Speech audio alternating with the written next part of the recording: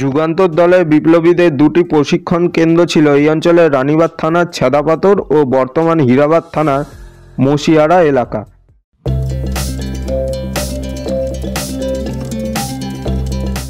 আমি আজকে চলে এসেছি আর একটা নতুন জায়গায়। এটা মুকুটমণিপুরের খুবই কাছে অম্বিকানগর। এখানে রয়েছে একটা প্রাচীন রাজবাড়ি এবং এই রাজবাড়ির সাথে আমাদের অনেক স্বাধীনতা সংগ্রামীর ইতিহাস জড়িত আছে।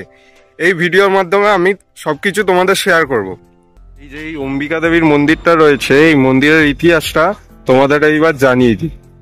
এই মন্দিরের সামনে দেখতে পাচ্ছ দুটো সিংহ রয়েছে আর এইখানটায় লেখা রয়েছে মা অম্বিকা দেবীর। অম্বিকানগর গ্রামে অবস্থিত অম্বিকানগর মন্দির, সেই স্থানে গত 700 বছর ধরে দেবী দুর্গা মাকে অম্বিকা রূপে পুজো করা হচ্ছে। 700 বছর আগে শ্রী খড়গেশ্বর সিংহ এই জায়গাটিতেই তার রাজত্ব প্রতিষ্ঠা করেছিলেন। পরবর্তীকালে তিনি মা অম্বিকার স্বপ্নাদেশ পেয়েছিলেন। মা অম্বিকা মাটির ভেতর থেকে আবির্ভূত হয়েছিলেন। সেইখানেই রাজা মন্দির গড়ে পুজো শুরু করেছিলেন। পরবর্তীকালে এই মন্দিরটাকে ঠিকঠাকভাবে গড়ে তোলা হয়। এখানে নিত্যদিন পুজো করা হয়। তাছাড়া দুর্গাপুজোর উপলক্ষে এখানে বিশেষভাবে পুজো করা হয় এবং দূর দূরান্ত থেকে প্রচুর ভক্তের সমাগম ঘটে। অম্বিকানগরে অম্বিকা দেবীর মন্দিরের ঠিক উল্টো দিকে এরকম দশকর্মার দোকান রয়েছে। তোমাদের যা যা দরকার তোমরা নিয়ে এখানে পুজো দিতে পারো। বিভিন্ন ধরনের ডালা এখানে পাওয়া যায়। এই দিকটা হচ্ছে মুকুটমণিপুর ড্যাম। আমরা এই দিক দিয়ে এলাম আর এই সামনেই রয়েছে মা অম্বিকা দেবীর মন্দির আর মন্দিরের ঠিক পাশেই রয়েছে একটা নাট মন্দির। আর এখানে একটা রয়েছে নাট মন্দির আর নাট মন্দিরের পেছন দিকে একটা মনসা মন্দির রয়েছে। মনসা মন্দিরটা এখন বন্ধ রয়েছে, তো সামনে গিয়েও তোমাদের দেখাচ্ছি। নাট মন্দিরের ওপর দিকে দেখলে বোঝা যাবে বিভিন্ন ধরনের দেবদেবীর ছবি রয়েছে, যেমন লক্ষ্মী, গণেশ, গৌর নিতাই, রাধাকৃষ্ণ, শ্রীকৃষ্ণ চৈতন্য, গোপাল এবং মহাদেব। বাইরে দিয়ে যে মনসা মন্দিরটা তোমাদের দেখালাম এটা হলো সেই মনসা মন্দির। এটা শ্রাবণ মাসে এখানে পুজো হয়, এখন বন্ধ রয়েছে। আর এইখানে ঠাকুর এনে পুজো করা হয়, তারপর ভাসান দিয়ে দেওয়া হয়। আর এই অম্বিকা দেবীর মন্দিরের ঠিক পেছন দিকে রয়েছে এরকম একটা প্রাচীন শিব মন্দির। এই শিব মন্দিরটা জানতে পারলাম প্রায় 1 থেকে 2000 বছর পুরনো শিব মন্দির। আর এই শিব মন্দিরের সামনে বেশ কয়েকটা এরকম পাথরের মূর্তি রয়েছে, প্রাচীন মূর্তি। আর এই মন্দিরের ভেতর রয়েছে ওই শিব ঠাকুরের মূর্তিটা। তোমাদের মন্দিরের ভেতর প্রবেশ করে দেখাচ্ছি। এই যে এইখানটা একটা বড় মূর্তি রয়েছে, পাথরে খোদাই করা। আর এখানে বেশ কয়েকটা শিবলিঙ্গ রয়েছে। এই যে দেখুন, মন্দিরটা অনেকটাই প্রাচীন। ভেতরটা ভালোভাবে দেখলে বুঝতে পারবেন। পুরোটা দেখুন, এই অজন্তা ইলোরাতে যে ধরনের মন্দির আমরা দেখতে পাই ওই ধরনের মন্দিরটা এখানে রয়েছে। এইটা হলো অম্বিকানগর রাজবাড়ির সামনের মাঠটা। আমরা ওই দিক দিয়ে প্রবেশ করলাম। এখানটায় বিশাল বড় একটা মাঠ রয়েছে আর এই সাইডে পুরোটাই জঙ্গলে ঘেরা। চারিপাশটা আপনাদের ভালোভাবে ঘুরিয়ে দেখাচ্ছি। দেখুন, অনেকটা জায়গা জুড়ে এই জায়গাটায় রাজবাড়িটা ছিল, এখন তার কিছুই নেই। কিছু কিছু অংশ রয়েছে, সেইগুলোও কদিন পর ভেঙে যাবে। এই যে এই পাঁচিলটা দেখা যাচ্ছে এইটাই অম্বিকানগর রাজবাড়ির একটি অংশ। আজ এই অম্বিকানগর রাজবাড়িটা পুরোটাই ধ্বংসপ্রাপ্ত হয়েছে। যেটুকু রয়েছে সেগুলো আর বেশি দিন টিকবে না। এইবার ইতিহাসের পাতায় ফিরে যাওয়া যাক। ইতিহাসের পাতা থেকে জানা যায় যে আনুমানিক 1610 সালে রাজা খড়গেশ্বর ধবলদেব খাতড়া সুপুর পরগনা থেকে 6 আনা অংশ নিয়ে অম্বিকানগরে রাজত্ব স্থাপন করেছিলেন। রাজবাড়ির ধ্বংসস্তূপে আজও কান পাতলে শোনা যায় যে বাংলার ব্রিটিশ বিরোধী আন্দোলনের অগ্নিযুগের এক বিপ্লবী রাজা রায়চরণ ধবলদেবের কথা। এইখানে দেখা যাচ্ছে কিছুটা ইটের অংশ, এইগুলো সবটাই রাজবাড়ির অংশ ছিল। এই যে এইখানটায় দেখুন, পুরোটাই দেখা যাচ্ছে যেটা ইটের অংশ। বোঝা যায় যে রাজবাড়িটা কত বড় ছিল। যুগান্তর দলের বিপ্লবীদের দুটি প্রশিক্ষণ কেন্দ্র ছিল এই অঞ্চলের রানীবাঁধ থানার ছেদাপাথর ও বর্তমান হীরাবাদ থানার মসিয়ারা এলাকা।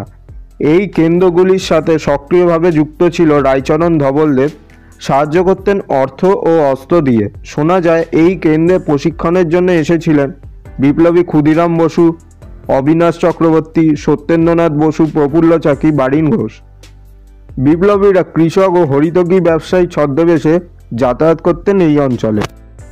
এই জায়গাটা একটা নাট মন্দির রয়েছে। এই সব জায়গায় বসে থাকলে আপনার সময় কেটে যাবে। এইখানেও বিভিন্ন কীর্তন হয়ে থাকে যেটুকু জানতে পারলাম। তাছাড়া এই নাট মন্দিরের ভেতরেও রাধাকৃষ্ণ, গৌর নিতাই, শিব, সারদা মা, রামকৃষ্ণ সবার ছবিগুলো এখানে দেওয়া আছে। এই জায়গাটা বেশ দারুণ, চারদিকটা ফাঁকা। এইখানটা একটা নাট মন্দির, এইখানে সামনের দিকেও মন্দির রয়েছে, এগুলো সব ঘুরিয়ে দেখাবো। এইখানে বসে থাকলে সারাদিন আপনার সময় কেটে যাবে এবং কিভাবে সময়টা কেটে যাবে আপনারা নিজেও বুঝতে পারবেন না। এই ফলকটিতে রাজবাড়ির ইতিহাসটিকে তুলে ধরা হয়েছে। ভিডিওটা পজ করে একবার দেখে নিতে পারেন। এই যে জায়গাটা আপনারা দেখতে পাচ্ছেন একটা মন্দিরের মতো, এটা আসলে কোনো মন্দির নয়, এইটা হচ্ছে রন্ধনশালা বা ভোগ কক্ষ। ঠাকুরের ভোগ এইখানটায় রান্না করা হয়ে থাকে। এই যে এইখানটায় মাটির যে উনানটা রয়েছে, এইখানটায় আগুনটা জ্বালানো রয়েছে। এই যে এইটা পুরোটাই দেখতে পাচ্ছেন একটা পুরো মন্দিরের মতো। এই জায়গাটায় যেহেতু রান্না করা হয় তাই ভেতরটা পুরো কালো হয়ে গেছে। ওপর দিকটা দেখুন একটা গম্বুজের মতো দেখতে লাগছে, ওপর দিকটা গোল মতো, আপনারা দেখতে পাচ্ছেন আশা করি। এর ঠিক পাশেই রয়েছে একটা খুব সুন্দর তুলসী মঞ্চ। তুলসী মঞ্চের পেছন দিকেও রাজবাড়ির কিছুটা অংশ দেখা যাচ্ছে, যেটা দেখতে পাচ্ছেন। গত বছর মার্চ মাসে এখানে হরিনাম সংকীর্তন এবং মহাযজ্ঞ হয়েছিল, তার ব্যানারটা এখানে এখনো দেওয়া আছে। এখানে প্রতি বছরই এরকম হরিনাম সংকীর্তন ও মহাযজ্ঞ হয়ে থাকে। আর এইটা হচ্ছে রাধাকৃষ্ণের মন্দির, ওই রন্ধনশালার ঠিক পাশেই রয়েছে এইটা রাধাকৃষ্ণের মন্দির। এইটাও ঠিক রন্ধনশালার মতো, রন্ধনশালা বা ভোগকক্ষ যেটা দেখলাম ঠিক ওইটারই মতো। আর মন্দিরের সামনে রয়েছে গৌর নিতাইয়ের মূর্তি, আর এইটা হচ্ছে মন্দিরের প্রবেশ পথ। এইবার মন্দিরের ভেতর প্রবেশ করব। মন্দিরের ভেতরেই রয়েছে রাধাকৃষ্ণের মূর্তি, একটা নারায়ণ শিলার বিভিন্ন ছোট বড় ঠাকুরের মূর্তি রয়েছে এই মন্দিরটার ভেতর। এইখানে নিত্যদিন পুজো হয়ে থাকে, নিষ্ঠা ভরে পুজো হয় এখানটা। আর এই দেয়ালেও বিভিন্ন দেবদেবীর ছবি রয়েছে।